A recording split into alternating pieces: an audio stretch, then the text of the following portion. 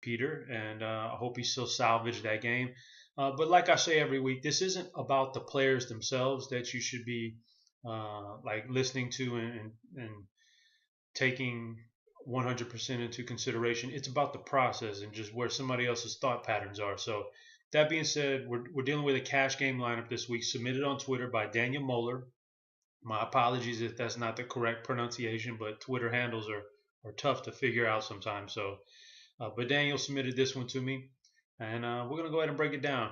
I actually found this to be a really solid lineup, and I had to really pick at some things to take it out and chop it up. But that's the way it is. Sometimes things don't really need to be tampered with. In this case, I could definitely see rolling this lineup out just like this. But if I was going to make some moves, here's what they would look like for a cash game. That's the key here.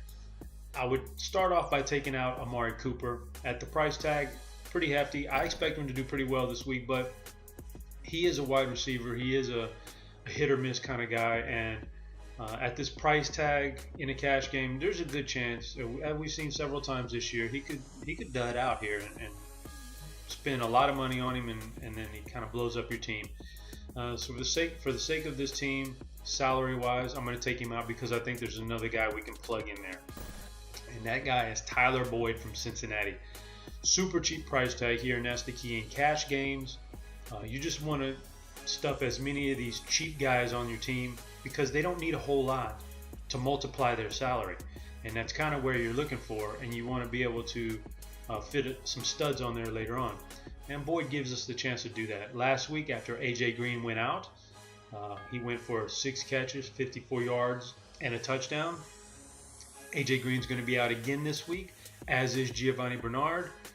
So this is a really solid opportunity for Boyd to produce like at least a wide receiver too. And for this price tag, you would take these numbers all day and every day. So I'd plug him in a cash game. And what that does is free us up a lot of cap. And the first place I'm going to go is the tight end. And I'm going to remove Will Tye. Some decent numbers lately, but as far as targets, the actual numbers themselves are very mundane. So I'll take him out and get something in there for cash games that it feels a little bit better. And I think that guy is Delaney Walker. Now, I don't necessarily have Walker ranked super high this week, but generally speaking, he's the second highest scoring tight end on the slate. He really checks all the boxes on all the numbers across the board for tight ends this year. Top 7 in targets, top 5 in receptions, top 2 in yardage, tied for first in touchdowns. Like he's a great tight end.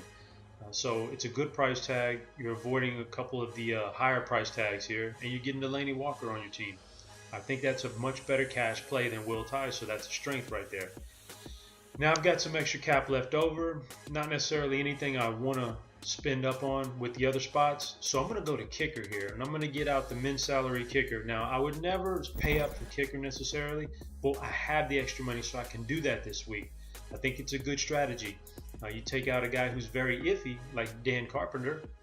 I'm going to put in a guy who I think I have the flexibility to do whatever I want. So it's really a nice feeling to be able to spend up on kicker this week. I think that guy is Matt Bryant. He has a lot of good things working for him in a dome environment. His team scores a lot. His team has the highest team total this week. It's also facing a defense that can be fairly stout once you get down to the red zone. That's what you're looking for in your kicker. So there's a good chance Atlanta drives this ball all day long, stalls out, and maybe he gets in line for 3, maybe 4 field goals. At the very least, a bunch of extra points. So